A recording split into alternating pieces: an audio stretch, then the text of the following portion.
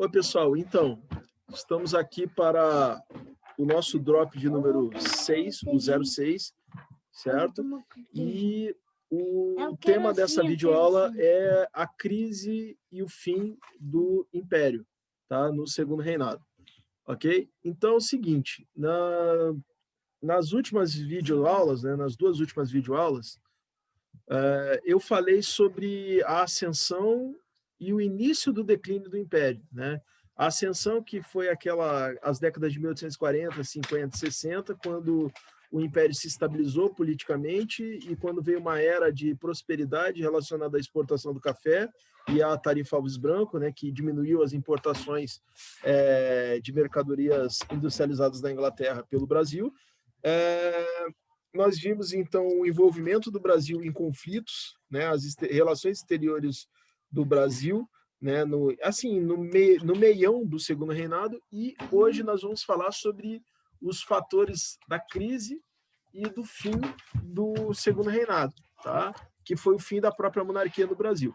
Okay? E aí eu costumo dizer o seguinte, a crise e o fim da monarquia no Brasil podem ser explicados em 4 atos.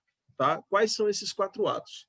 O primeiro foi o movimento republicano. O movimento republicano que teve início, não que não tenha havido um movimento republicano antes disso, mas depois da Guerra da Tríplice Aliança, a gente pode dizer que no Brasil inteiro começaram a surgir adeptos consistentes de um modelo político republicano para o Brasil, certo? E isso vai se dar logo depois do fim da Guerra da Tríplice Aliança, tá? Então, isso por quê? Isso porque, tá, terminada a Guerra da Tríplice Aliança, em 1870, em março de 1870, com o assassinato, né, do Solano Lopes, tá? No mesmo ano, em dezembro de 1870, vai ser realizada a fundação do Clube Republicano lá no Rio de Janeiro e o lançamento, junto com a fundação do Clube Republicano, o lançamento do Manifesto Republicano. Tá? O que o Manifesto Republicano defendia? Defendia fim da escravidão, defendia federalismo, defendia a separação entre Estado e Igreja. Ok?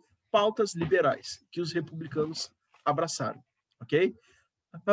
E aí, em seguida, ao longo das décadas, o que vai acontecer?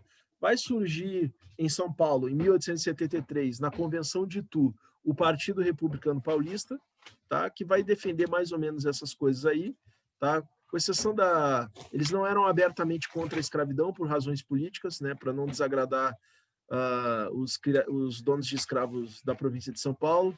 Mas aí vai surgir o movimento republicano lá no Rio Grande do Sul, com a fundação do Partido Republicano Rio-Grandense, o PRR, tá? E o Partido Republicano Mineiro, ok? Então, quer dizer, vai acontecer esse movimento, tá? Um outro ato foi a questão religiosa, tá? O que foi a questão religiosa? Vamos lembrar lá da Constituição do Império que eu falei no segundo drop, tá? Que a Constituição do Império ela estabelecia que a autoridade máxima da Igreja no Brasil era o imperador. Então, até mesmo a ordem papal, para ser aprovada, para ser aplicada no Brasil, tinha que passar pela aprovação do Dom Pedro II. Tá? E o que foi a questão religiosa? A questão religiosa se deu quando o Papa da época, agora já esqueci o nome dele, tá? Mas não interessa, o Papa da época, ele estabeleceu restrições para a participação de maçons nos ritos da Igreja Católica, tá? Os sacramentos da Igreja, né? Batismo, Eucaristia, né? Aquelas coisas todas. Ele dizia que os maçons, como eles tinham uma fidelidade à maçonaria, eles não poderiam ser maçons e católicos e bons católicos ao mesmo tempo. Então ele recomendava que os católicos não fossem maçons e ele proibia que pessoas que fossem maçons de alguma forma interferissem na administração da igreja, certo? Ocorre que no Brasil muita gente era da maçonaria, inclusive o próprio imperador Dom Pedro II, certo? E ele simplesmente não permitiu a aplicação dessa bula papal, tá, aqui no Brasil, tá? Só que 2 bispos, um bispo de Belém e outro de Olinda, resolveram cumprir a ordem do Papa, certo? E isso gerou a questão religiosa, porque o Dom Pedro II mandou prender esses 2 bispos, tá? E eles ficaram presos por meses, certo? Isso foi a questão religiosa. E isso alimentou o argumento dos liberais e dos republicanos que falaram, tá vendo? Se a igreja não fosse conectada ao Estado, não haveria esse tipo de situação. E aí os republicanos vão dizer mais, com a república esse tipo de coisa não vai acontecer. Então a questão religiosa deu um argumento a mais para os republicanos falarem mal da monarquia no Brasil, ok? Então falamos do movimento republicano, da questão religiosa, agora vamos falar da questão escravista. O que foi a questão escravista? A questão escravista, ela ganhou muita força depois do final da Guerra da Tríplice Aliança, certo? Por quê? Porque, primeiro que os brasileiros foram se dando conta de que o Brasil estava se tornando um país isolado no cenário internacional. Só o Brasil, né, ou melhor dizendo, o Brasil era um dos poucos países que mantinha escravidão no mundo em 1870, quando acabou a Guerra da Tríplice Aliança. Além disso,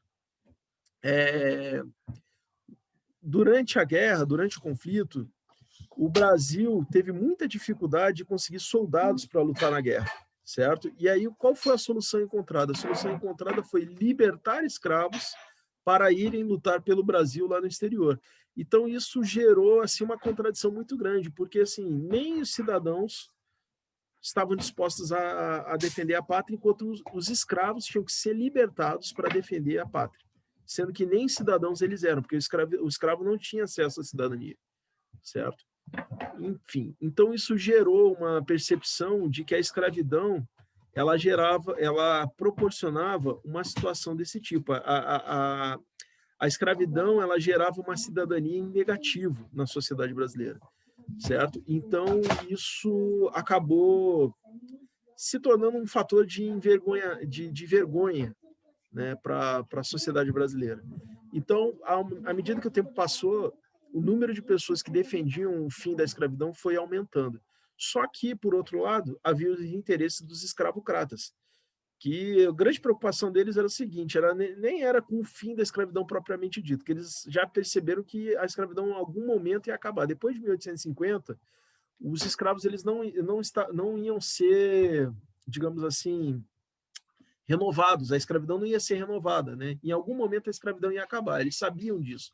A grande questão é que os escravocratas, os donos de escravos queriam ser ressarcidos uma vez que a abolição se concretizasse. Eles queriam receber algum tipo de indenização.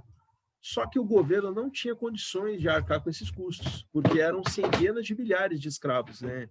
Em 1870 chegava perto de 1 milhão de escravos. Okay? Então, toda a questão foi isso. E aí, ao longo do final do Segundo Reinado, a partir de 1870, o governo brasileiro, os vários governos brasileiros, foram negociando formas de se conduzir ao fim da escravidão. Então, uma dessas negociações foi a Lei do Ventre Livre, né? O que estabeleceu a Lei do Ventre Livre?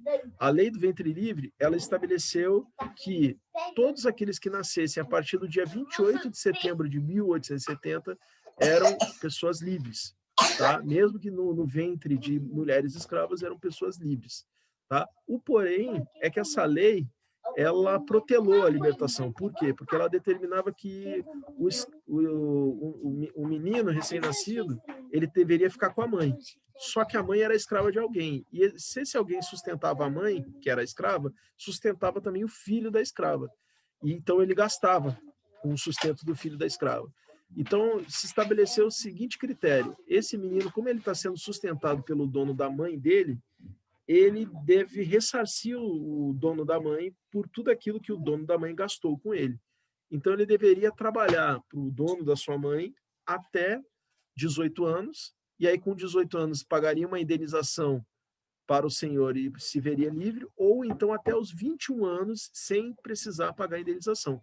Então, por esse critério, os primeiros libertos só apareceriam ali por volta de 1889, 1890, 1891, 1892, certo? A partir dali. Então, a escravidão ela ia durar até 1930, 1940, se fosse por esse critério, né?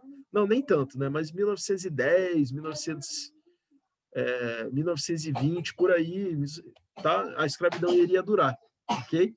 Então, quer dizer, no fim das contas, a lei do ventre livre, ela foi vista como uma espécie de postergação do fim da escravidão, né? Foi uma espécie de uma jogada política, uma enrolação, ok? E aí continuou, né? O movimento abolicionista crescendo, né? Se juntando com o republicanismo. Teve o caso da província do Ceará, em que houve a libertação dos escravos lá, né? O Ceará foi a primeira província a libertar a escravidão no Brasil. E aí vem, em 1885, a Lei Saraiva-Cotegipe, que também é chamada de Lei dos Sexagenários. Foi a lei que deu liberdade a todos os escravos maiores de 65 anos. Aí, beleza. Outra crítica, outra série de críticas, tá? Por quê? Porque libertava os escravos logo no momento em que eles precisavam de algum apoio dos seus antigos donos, né? Seria uma espécie de aposentadoria, que é quando o escravo ele está fraco, né? Lembrando que a expectativa de vida do escravo não era muito alta, naquela época, nunca foi muito alta, né? Enfim.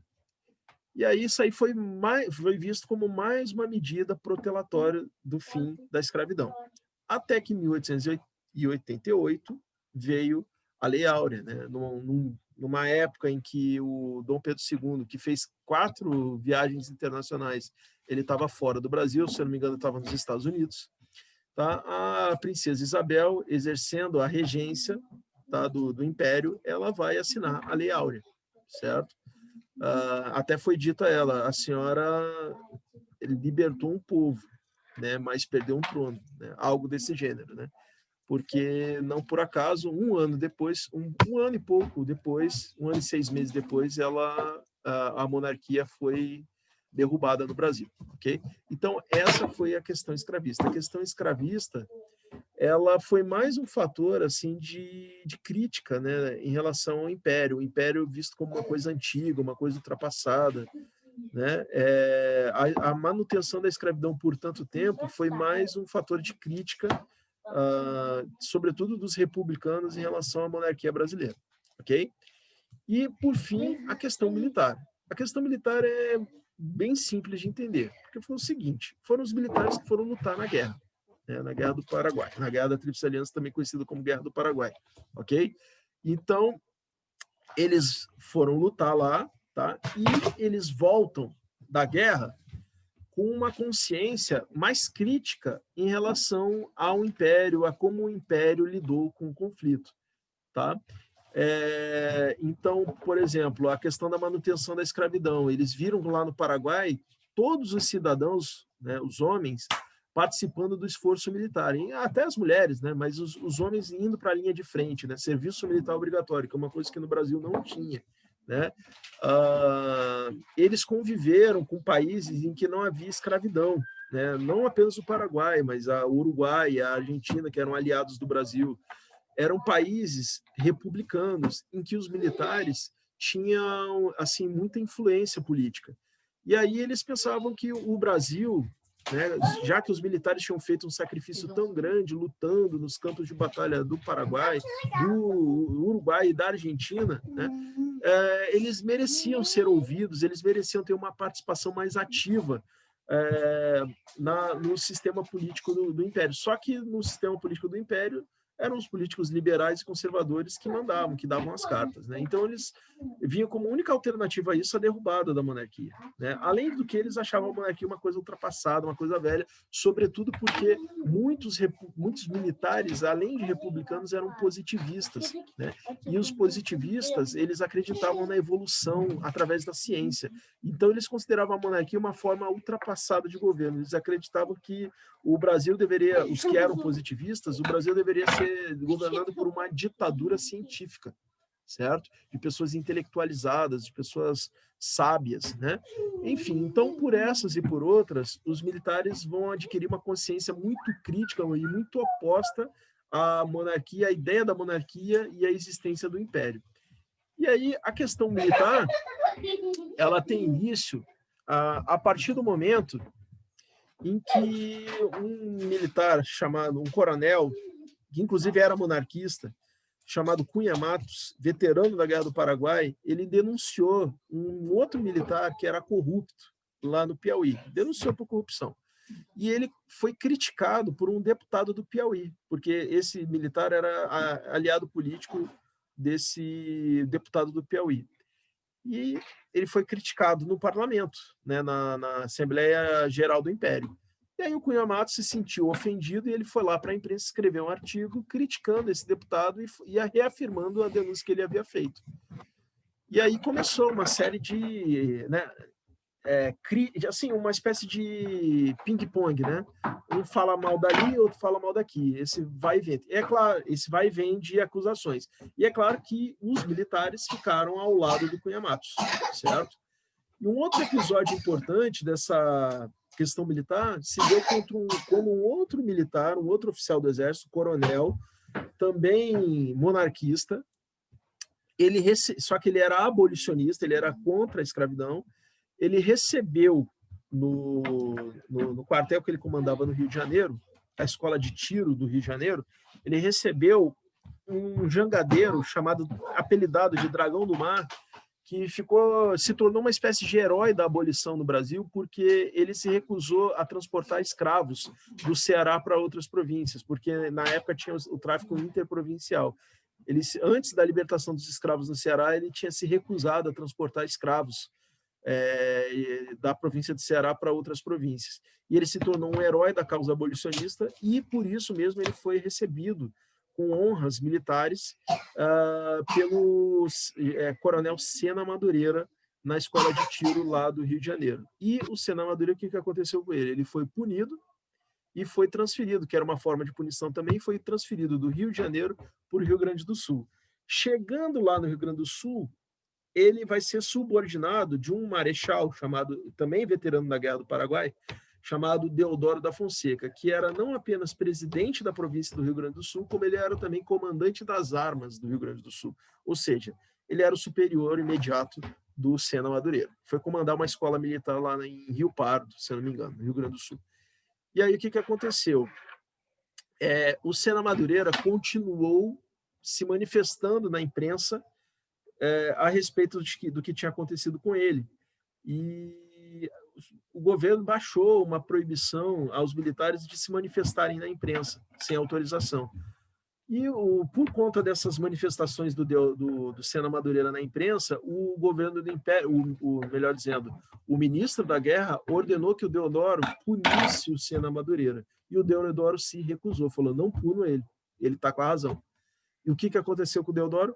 O Deodoro foi punido e foi transferido do Rio Grande do Sul para o Rio de Janeiro.